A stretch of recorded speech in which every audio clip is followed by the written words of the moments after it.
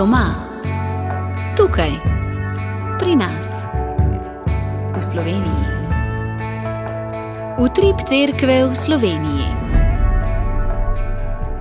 Spoštovane poslušalke in spoštovani poslušalci, lepo pozdravljeni v oddaji Utrip Cerkve v Sloveniji. Tudi za tokratno oddajo smo bili na terenu, udeležili smo se praznovanja 30-letnice založbe Salve, pred mikrofon smo ujeli župnika župnije Gornja Radgona, Franca Hozjana. Pogledali bomo še v Celje, kjer je potekal simpozij o romanih, ki je želel v svetem letu osvetliti vidike te večplastne duhovne izkušnje. Vabljeni k poslušanju. Radijska oznanila. Drage poslušalke, spoštovani poslušalci, dobrodošli v radijskih oznanilih za nedeljo 30. marca. Svetniki v tem tednu. Jutri godujejo Kornelija Mučenka, Gvido Opat in Akaci Škof ter Benjamin. V torek godujejo Hugo Škof, Celi Irski Škof, Teodora Ljuba, rimska mučenka. V sredo godujejo Frančišek Pavlski, redovni ustanovitelj, Teodozija mučenka in Marija Egiptovska spokornica. V četrtek godujejo Irena Solunska mučenka, Sikst I papež mučenec in Richard Škof. V petek godujejo Izidor Sevilski škof, cerkveni učitelj, Valerija spokornica in Benedikt Niger, redovnik. V soboto godujejo Vincenc Ferrer, duhovnik, Krescendija, redovnica in Julijana Lješka, redovnica. V nedeljo godujejo Irenej Sirmiski, škof, mučenec, Filaret menih, Peter Veronski, mučenec. Prihodnja nedelja bo 5. postna, tiha nedelja. V današnjem gospodovem dnevu. Popoldne bo križev pot na Sveto goro, začetek pri prvi postaji na Prevalu. Molitev bo v sklopu preventivne postne spodbude 40 dni brez alkohola, romanje za vse, ki trpijo zaradi alkohola in drugih odvisnosti. Ob 16. bo v baziliki Kraljice Svetogorske sveta maša. Na Ptujski gori bo ob 15. križev pot po romarski poti miru, ob 16. pa bo sveta maša. V župniji Šmarje pri Jelšah bo ob 15. križev pot od župnijske cerkve po Kalvariji do cerkve svetega Roka. V župniji Šmartno pri Slovenj Gradcu bo ob 15. križev pot ob postajah križevega pota do romarske cerkve na Homcu. Na Hotizi, na parkirišču pri prvem znamenju ob poti, po kateri so božjega služabnika Danijela Halasa peljali v smrt, bo ob 16. križev pot. Na Ptuju bo križev pot ob 16. in sicer po mestnih ulicah, začetek pri cerkvi svetega Jurija. Zvečer bo v Ljubljani v župnijski cerkvi svetega Janeza Krstnika v Trnovem ob 19. sveta maša, pri kateri bo zbor prepeval glasbene postne pesmi božje služabnice Cvetane Priol. Ponedeljek. Jutri bo v Ljubljani v stolnici svetega Nikolaja ob 18.30 sveta maša ob praznovanju 35-letnice delovanja Združenja slovenskih katoliških skavtinj in skavtov. Somaševanje bo vodil nadškof Zore. Torek. V torek se bo začel mesec april. Namen molitve papeževe svetovne mreže molitve se glasi: za uporabo novih tehnologij. Molimo, da uporaba novih tehnologij ne bi izpodrivala človeških odnosov, temveč spoštovala človekovo dostojanstvo in nam pomagala pri reševanju težav v našem času. Sreda. 2. aprila bo 20. obletnica smrti papeža Janeza Pavla II. Spomnimo se, da se je Janez Pavel II. Vrnil v očetovo hišo 2. aprila 2005 ob 21. uri in 37 minut. V Celju v župnijski cerkvi Svete Cecilije bo srečanje za bolnike z rakom in druge bolnike ter njihove svojce. Ob 17.30 bo molitev rožnega venca in ob 18. sveta maša. Pred sklepom maše bo kratko pričevanje in potem blagoslov z relikvijami svetega Leopolda Mandiča, zavetnika bolnikov z rakom. Petek. V Ljubljani v župnijski cerkvi Marijinega oznanjenja na Tromostovju bo ob 19. sveta maša za uspeh beatifikacije božjega služabnika Valentina Oblaka. Somaševanje bo vodil Jure Koželj, župnik iz Preske, kjer je bil Valentin umorjen. V Ljubljani v dvorani župnijske cerkve v Kosezah bo v petek ob 19.30 postni večer, na katerem bo spregovoril upokojeni mariborski nadškof Marjan Turenšek, upanje v vsakdanjem življenju. Sobota. V soboto bo v Celju svetoletno romanje za dekanijo Žalec-Braslovče. Ob 9.30 bo začetek v Marijini cerkvi, potem pa procesija do stolnice, kjer bo sveto mašo daroval škof Maksimilijan Matjaž. Na Ptujski gori pa bo svetoletno romanje mariborske naddekanije. Začetek ob 10. Nedelja. Prihodnjo nedeljo se bo začel 20. radijski misijon pod naslovom Gospod pomnoži nam vero. Ob 9. bo sveta maša v ljubljanski stolnici, ki jo bo daroval škof Franc Šuštar. Ob 17. bo osrednji misijonski govor, ki ga bo pripravil nadškof Stanislav Zore. Zvečer ob 19. pa bo v dvorani župnije Ljubljana Koseze pogovorni večer Vprašajte škofa, v katerem bo sodeloval nadškof Stanislav Zore. Prihodnjo nedeljo bo v župniji Preserje na Žalostni gori romarski shod. Ob 15. bo križev pot, po njem pa sveta maša, ki jo bo daroval monsignor Franci Trstenjak, direktor Radia Ognjišče. Prihodnjo nedeljo bo na Teharjah ob 15. križev pot za vse žrtve teharskega taborišča in druge žrtve vojnega in povojnega nasilja. Križev pot bo potekal od vhoda v grobišče Bukovžlak do cerkve svete Ane na Vrhe nad Teharjami. Nedelja je, Gospodov dan. Hvala vam za današnjo pozornost in prijetno nedeljo. Danes je praznik, praznujmo ga s sveto mašo.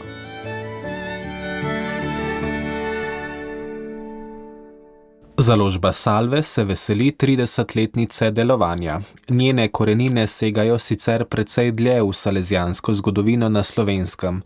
Obletnico so v sredini marca obeležili s slavnostno akademijo in sveto mašo, ki jo je v cerkvi Marije Pomočnice na Rakovniku ob somaševanju številnih duhovnikov daroval upokojeni nadškof Stanislav Hočevar.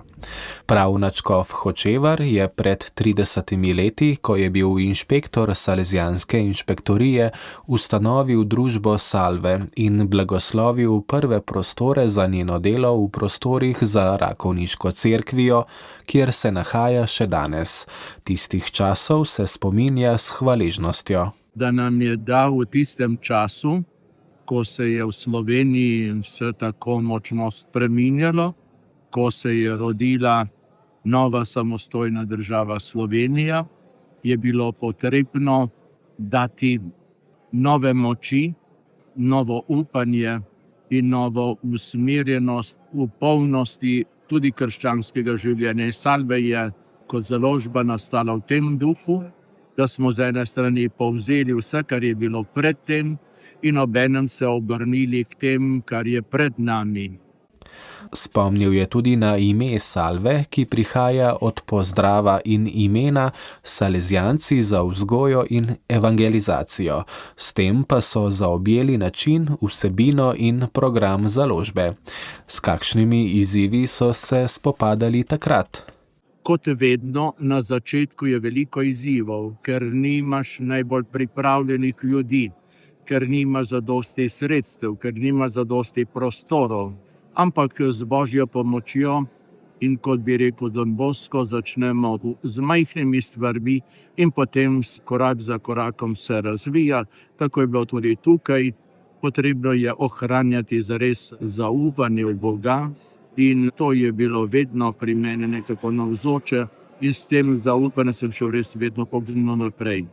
Osebno menim, kar mogoče ne mislijo vsi tako, da je potrebno, kar sem hotel poudariti v današnji homiliji, ostati zelo odprt komunikacijo z Bogom. Kajti kolikor je močnejša, globlja, vsestranska komunikacija, občevanje z Bogom, tedaj dobimo in zadosti navdihov, in zadosti moči, in zadosti zaupanja, da te programe Božjega kraljestva uresničujemo.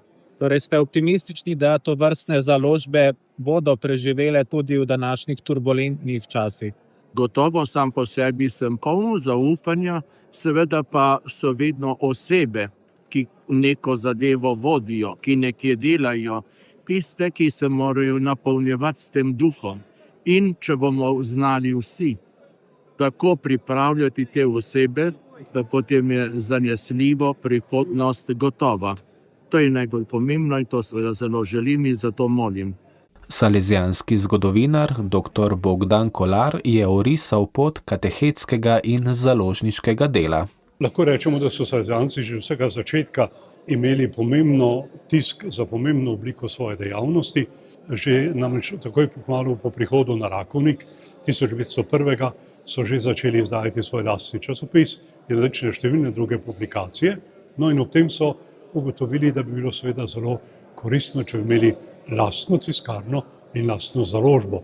Tako da lahko rečemo, leta 1922 so ustanovili lastno tiskarno, temu je kmalu sledila knjigoveznica, potem papirnica, potem izdelovanje klišejev in vse, kar je sodilo zraven. Tako da in potem leta 1939 pa so lahko ustanovili tudi lastno založbo in odprli v mestu v Ljubljani tudi knjigarno s papirnico. V času druge svetovne vojne in neposredno po njej so bile te dejavnosti nekoliko zmanjšane ali prekinjene celo.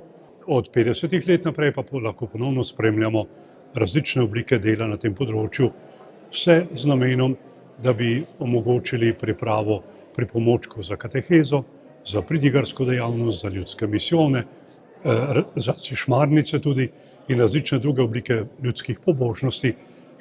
In zato so uporabljali pač tista sredstva, ki so bila v tistem času na razpolago. To je predvsem tisk, priprava zvočnih zapisov, snemanje na magnetofonske trakove in podobno. Spomnil je, da je založba nastala kot odgovor na potrebe razmer časa. Kot pomembna sestavina bi moralo biti seveda ves čas spremljanje dogajanja v cerkvi in družbi na Slovenskem in iskati možnosti, da v te razmere, v ta čas prinešejo evangeljsko sporočilo s sredstvi, ki jih daje čas na razpolago. Direktor založbe Salve, Gašper Berčič, se je zahvalil sedanji ekipi sodelavcev za uspešno in tvorno sodelovanje ter predstavil nekatere korake za prihodnost. Mi, poleg naših tradicionalnih storitev, kot je tisk, grafična priprava in založništvo, se trudimo pogledati tudi malo naprej, malo širše, tako da malo nadgrajujemo naše storitve. Tukaj gremo v digitalizacijo, na tem področju ponujamo oziroma najavljamo novo platformo euznanila.si, kjer boš v bistvu s preprostimi kliki od tega, da lahko kjerkoli pa kadarkoli vpišeš mašne namene, lahko tudi zgeneriraš oznanila in pridejo v tiskarno, se natisnejo, da je ta postopek res hitrejši, da župnikom prihranimo nekaj časa. Potem res se želimo približati ljudem, tako da v bistvu bi radi našo izkušnjo knjigarne tukaj na Rakovniku pripeljali tudi na župnije, tako da tukaj predstavljamo mobilno knjigarno. Ja, linija Don Bosco, linija za mlade, pri nas tukaj želimo nagovarjati predvsem po Don Boscovi karizmi, da nagovarjamo mlade in da jih na ta način pripeljemo bliže k Bogu z raznimi izdelki in pa raznimi podobnimi storitvami, predvsem za njih. In pa zelo nam je pomembno, želimo si starše, katehete, pastoralne sodelavce nekako malo obogatiti in jim ob knjigah ponuditi eno dodano vrednost. No, tako da pripravljamo že nekaj knjig in še naprej z bralnimi načrti, kjer v bistvu so pripravljene delavnice ali pa v bistvu čisto ideje za pogovor z otrokom, ali je to doma, ali je to mogoče v veroučilnici ali kaj podobnega. Pravi še, da je založba v dobri kondiciji in si želijo božjega blagoslova, da vse te stvari tudi izpeljajo. Predvsem res, da črpamo iz te tradicije, to, kar bo danes dostikrat omenjeno, se mi zdi, da smo tukaj z enim zagonom, ampak če ne bi bilo vse te tradicije, vsega tega, zaradi česar smo danes tukaj. No. Tako da, ja, eno res zavedanje, kaj smo prejeli in iz tega lahko črpamo, pa gremo naprej. No. Tudi koprski škof Peter Štumpf, salezjanec, se je spomnil začetkov delovanja in hudomušnih vzdevkov o salve. In sicer, da v Ljubljani funkcionirajo samo dve ustanovi po noči. In to je Salve in nekateri dobri gostinski lokali v Šiški. Pri tem je govoril o svoji izkušnji, kako je s pomočjo sodelavcev pripravo za tisk doktorske dizertacije uredil tik pred zdajci v poznih večernih urah. Predvsem pa kot ižanski župnik tolikokrat ob 9. zvečer v soboto: Herman, prosim, hitro mi natisni župnijski list. In pri tem nisem bil edini, ampak kar večina tukajšnjih župnikov v okolici. Ta neverjetna uslužnost Salve, ki smo tudi prepoznali škofje večkrat v teh 30 letih, tudi v času, ko je Salve izdalo sporočila slovenskih škofij in tudi druge publikacije, in zato tudi v imenu škofovske konference hvala in pa čestitke. Na vprašanje, kako rešujejo želje župnikov po tisku oznanil v zadnjem trenutku, je zaposlena Patricija Belak šaljivo povedala: z globokim vdihom in izdihom in potem smo itak že tega navajeni po eni strani, ampak vedno nekako zrihtamo zadeve, no malo tudi z njihovo pomočjo, da nas vseeno dajo en feedback, kaj bi radi imeli, pa da so hitro potem odreagirajo in vrnejo popravke oziroma da čim prej spravimo zadeve do tiska. Je pa kar stresno, ampak vse glih to nas bolj rešuje, ta humorno, bom rekla, je neka božja volja, ki nas pelje in sveti duh, ki pride na pomoč. Pa so to bolj izjeme kot pravilo ali so ponavadi eni in isti? So kar eni in isti in pridejo tudi izjeme, pa zelo radi imamo tudi padalce, ampak in tudi to povemo in se pol nasmejimo iz srca. Kakšno popotnico bi dala založbi Salve? Založbi Salve bi dala popotnico, da naj ohranijo povezanost, predvsem, da ne pozabijo na humor, na vero, da se da vse rešiti težave, ki pridajo z pogovorom, z potrpežljivostjo, pa s pogumom. Več si lahko preberete tudi na naši spletni strani.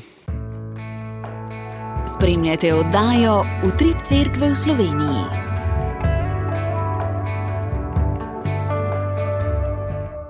V sredo 26. marca je na Jožefovem hribu v Celju potekal simpozij o romanih, ki je v svetem letu želel osvetliti različne vidike te večplastne duhovne izkušnje. Dogodek je bil priložnost za poglobljen razmislek o romanju kot poti vere in upanja.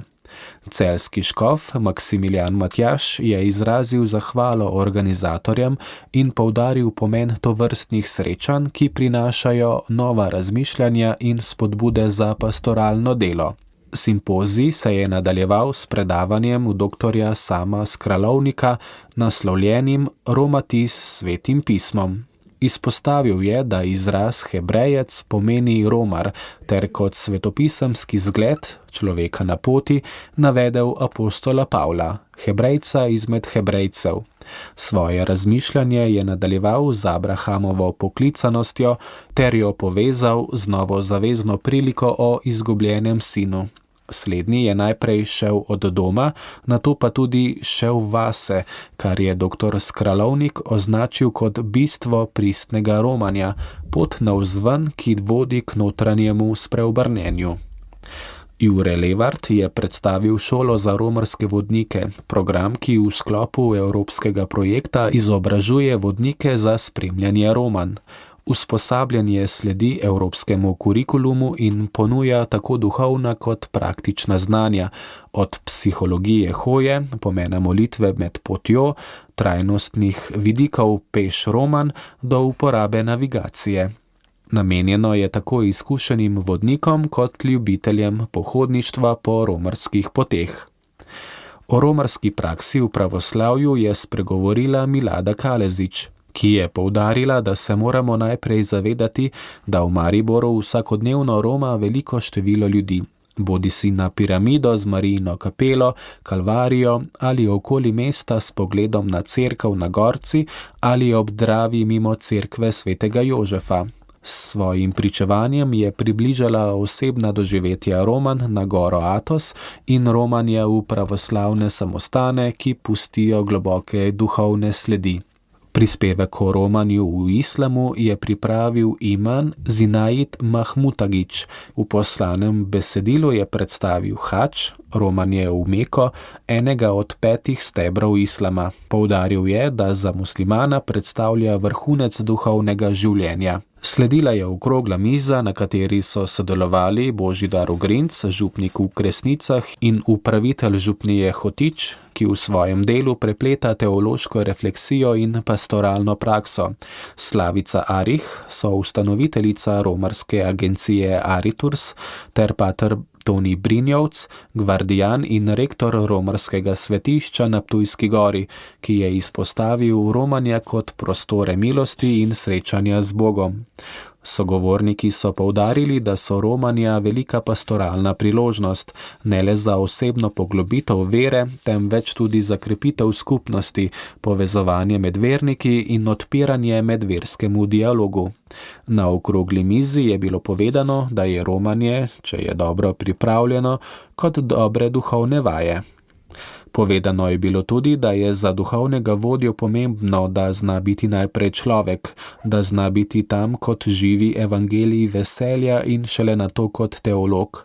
Ljudje potrebujejo sopotnika in ne najprej univerzitetno izobraženega teologa, ki bo žongliral s težkimi teološkimi koncepti, ampak človeka, ki zna razveseliti, ki zna dvigniti.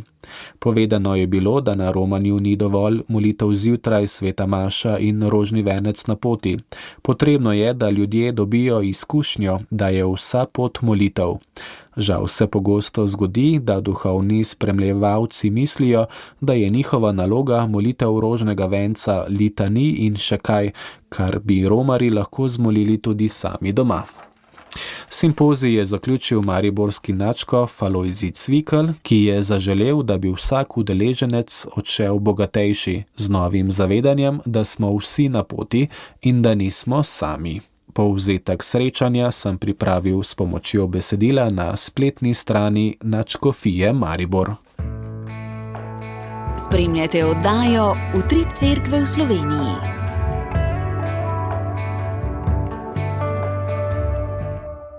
S snemalnikom smo danes tukaj v župniji v Gornji Radgoni. Z mano je župnik Franc Hozjan, ki ga lepo pozdravljam. Hvala.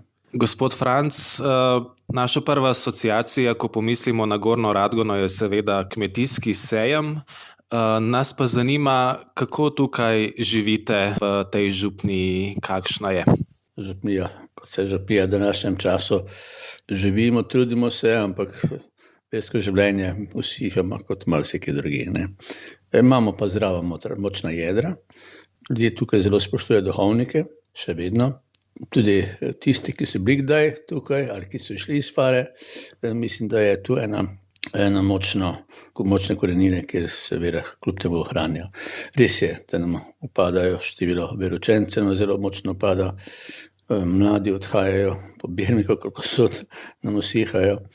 Če pa, pravim, zdrava jedra so skupine, ki jih imamo, še 3 zakonske skupine imamo, 3 pevski zbori so še, župnijski svet še malo dela, Karitas še, kar se trudi delati, tako da potrebe so na tem področju karitime zelo močne, velike. Tako da še poskušamo ohranjati in mislim, da večkrat moram reči, ko se reče, ko se znajdemo v kakšni manjšini, ko čuti, da bi nas moralo biti več, ne boj se malo čela, če jaz tako pravi, potem upam, da bomo preživeli te krize tudi mi.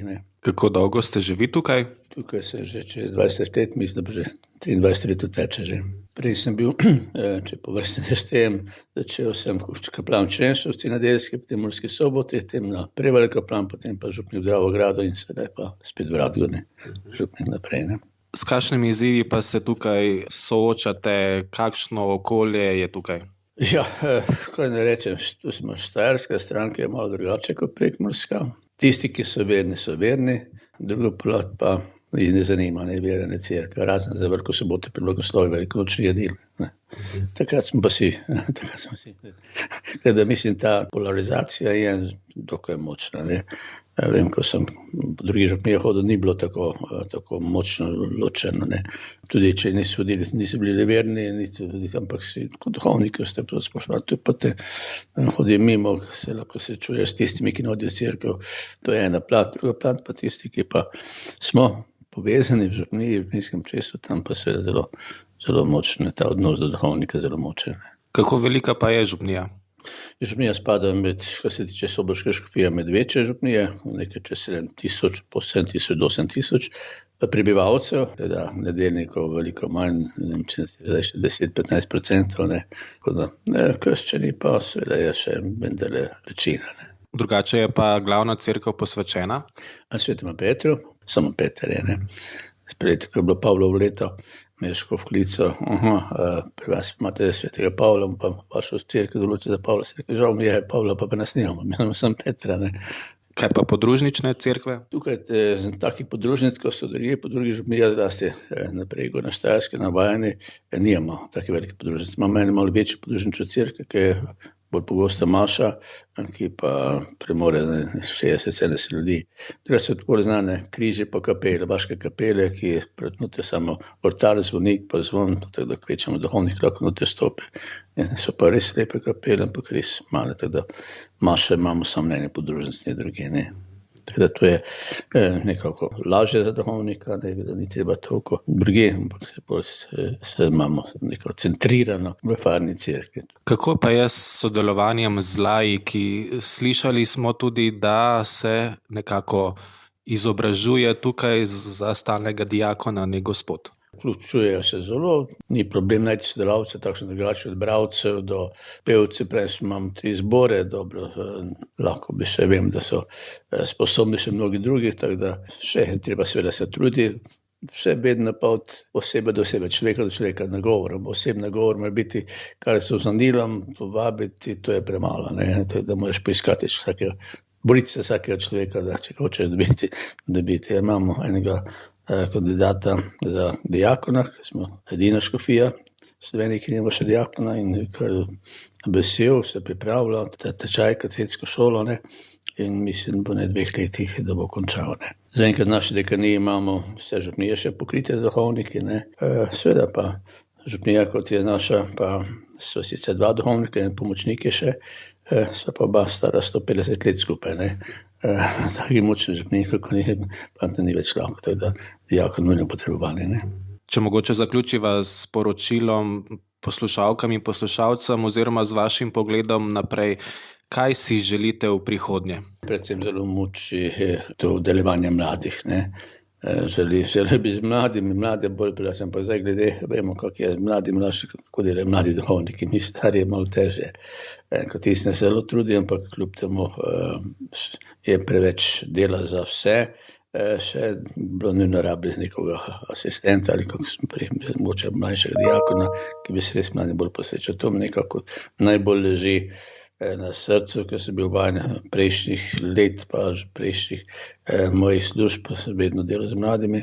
Tukaj je en čas bilo skavt, je še delal nekaj, se še giblja, pa tudi nekaj animatorjev še dobimo, ampak ni več tistega, mogoče res to, mi stari smo navajeni, neki mladi čas je bilo čisto drugače, pa mogoče se ne moremo še živeti v to dobo, ko na mladi uhaja in ko sem prej dejal, moraš vsakega posebej se boriti, ne. Spoštovani poslušalci, hvala za vašo pozornost in nasvidenje do prihodnjič. Oddaja vam je na voljo tudi med podcasti in v našem audio arhivu. Obiščite radio.ognisce.si.